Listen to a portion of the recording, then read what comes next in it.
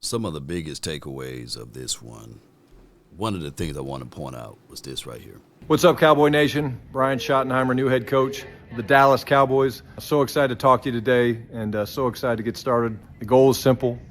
We want to chase a championship. We want to win a Super Bowl. It starts with hard work, but we need your support. Let's go put together a kick-ass coaching staff and win a lot of football games. Go Cowboys. You said let's put together a kick-ass coaching staff. So at least he knows that, hey, it takes a team in order to win, and hopefully he didn't have like this plan of coaches that can come here that can be on the same page as him, right? A lot of people are asking, Law, where are you at with this particular hire? On a scale of 1 to 10, I'm right at a 5, right? And we'll work our way up until we get to a 10. But, you know, when you look at everything, I'm hearing reports that the Saints interviewed or talked to Mike McCarthy. They wasn't even pleased with him, and they're looking at it like this dude is really not what we are seeking. So to know that one other organization or another organization is not too fond of Mike McCarthy, that pays a lot to the Cowboys of keeping Mike McCarthy for all of those years. But neither here nor there. I get the 3-letter to 4-letter network. I'm happy to a degree that they don't like this, because now they can stop pumping us up and stop saying that we got everything. We got a Super Bowl kind of caliber of head coach, and XYZ is the problem. So I'm glad that everybody's against this particular pick as far as the national media, because at this point we got nowhere to go but upwards, you know. And at least he had the mindset, and that mindset can take you a long way. To me, he speaks a little bit better, or a whole lot better than Mike McCarthy, Jason Garrett, Wade Phillips, and he's right there with Bill Parcells. Not to that degree of being, you know, so sure of himself, but at least we got a person that know what it takes from a mindset. So we'll see how all of this will play out. But neither here nor there. He had another piece that I want to say right here. Very low. We're going to win. Going to win. And we're going to win a championship. Otherwise, why are we doing it? We're going to win. We're going to play that on loop, and we're right? going to win a championship. Yeah, we're going to win. Otherwise, why are we doing it? Why are we doing it? We're going to win. He said we're going to win. Shut up, Jerry. We're going to win. And he's saying, why else would we want to do this? So his mindset is all good. He got his thoughts together. So shout out to that. And I can't wait to see how this will all work its way out. I was blessed to see a few practices that he led or what have you as far as installments. So I'm going to tell you guys, he's a little bit more fiery than what he gives off. So I will see if all of this continue to be one of the processes as we document everything Cowboy Nation. So far, Schotty is going to be a guy that we can all sit back and say to ourselves, come on, man. You will make the necessary adjustments, right? And the whole conversational piece about him biting of his lips and stuff like that when Mike McCarthy or someone else had difference of opinions or difference of philosophy and flows, that's tongue-in-cheek right now, right? Biting lips and trying to read minds and all of that stuff, we ain't on that level, right? You know, I need to see something that's tangible on the field, right? Remember this, I'm going to say this again. Everyone have a reason, but results are what matter. So, and showing a displease of another decision, I will. And then, of course, Jerry Jones had the storyline of that's how his father would want him to be and all of this. Man, we talking about a 50-something-year-old coach, right? So you should be able to bang the table and say, yeah, this is good, Mike McCarthy, but we need to make some adjustments here. Or, yeah, this is good, Jerry Jones, but we need to make some adjustments here. Supposed to be able to speak out and declare and decree the things that you want. So I'm not finna give him so many kudos and credence for biting his lips and holding back his tongue and all of this stuff. And that is what it is. And Let me see what he's talking about. People say we're in terms of a championship game. Hold There's a on. very low percentage of this that is smiles and glory holes. Very low percentage. There's a very That boy talking about glory holes again. We're a Super Here you Bowl, go. and obviously we're also evaluating where it didn't go right, in terms of, this drought that people say we're in terms of a championship game. Or Stephen Jones, with their air quotes, air quote Jones, is not even applying the context of the air quotes the right way. It is actually a 30-year drought, 30-season drought, horrible management drought, terrible GM drought. No other GM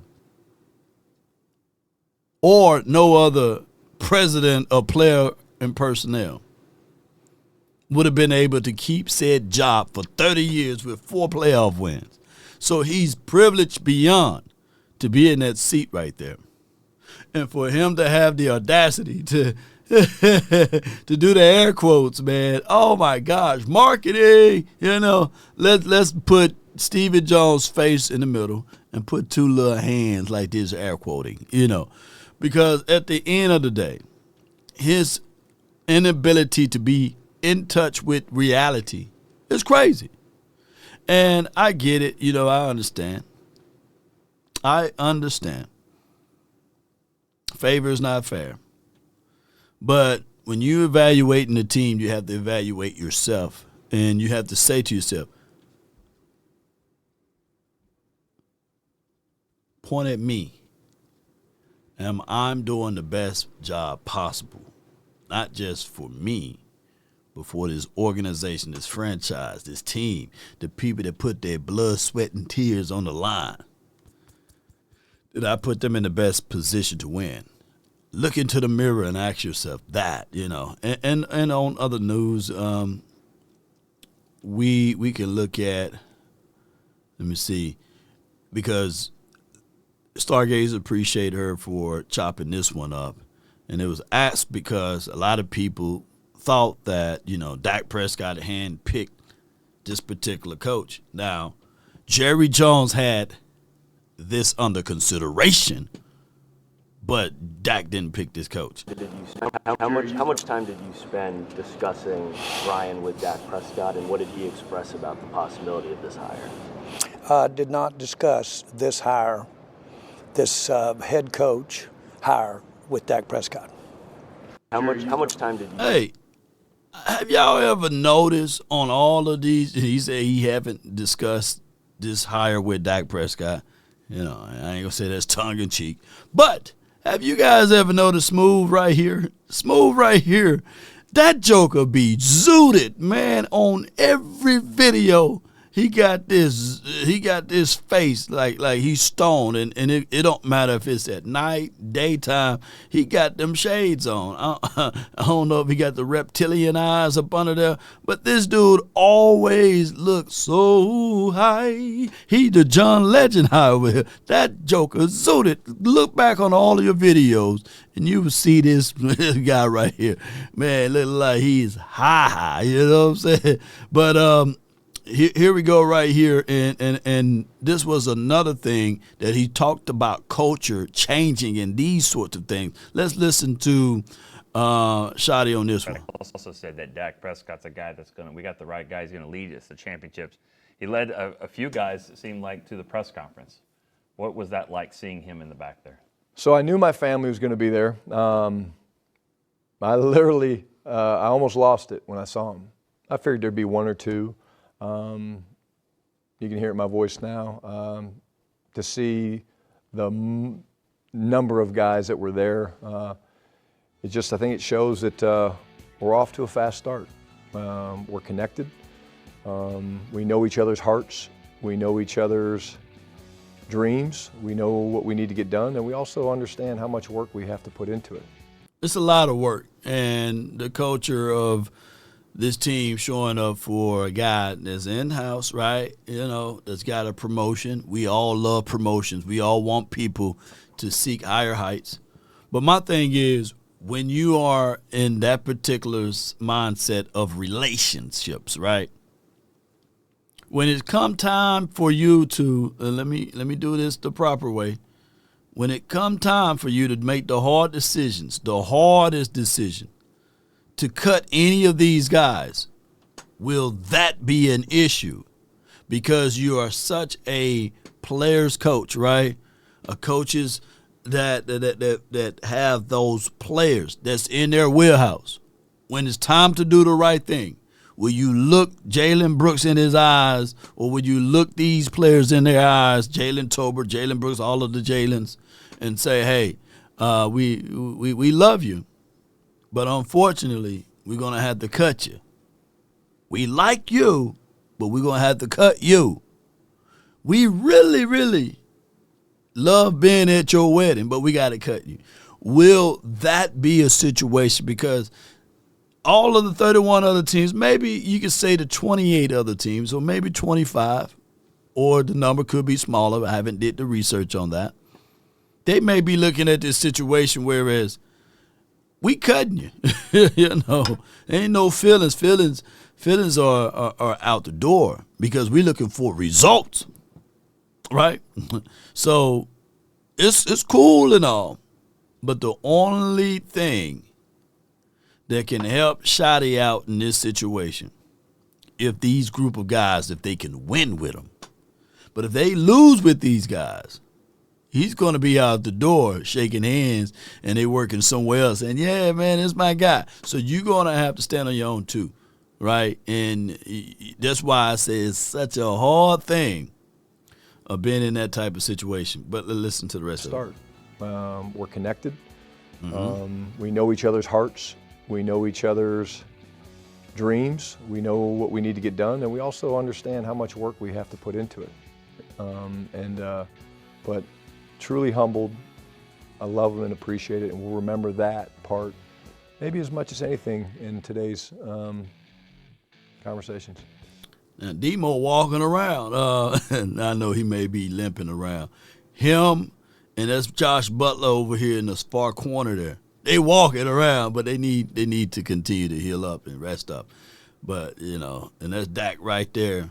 And let's see how all of this can work his way out. And let me know what that hat stands for, the W. Do it stand for winning or do it stand for Washington? Did he lose a bet? Balance of But with that being said, this is one of the guys that we didn't interview. He's just as much of a Cowboy than anything else. Of course, he played for the Jets as well as the Saints and a few other teams, I think the Texans. But here's Aaron Glenn's speech on his opener. Players that's here now, put your seatbelts on and get ready for the ride.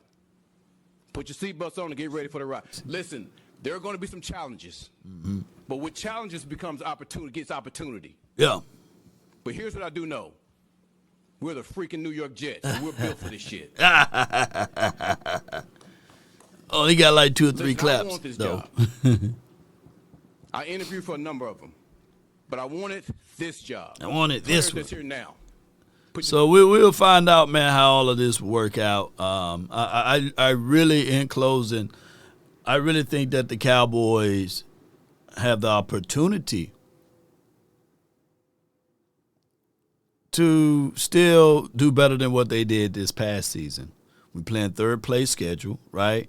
And if these guys can stay healthy, then I'm quite sure that we can get back to double-digit wins. And I know I sound crazy over here from the outside looking in, but not much change on offense.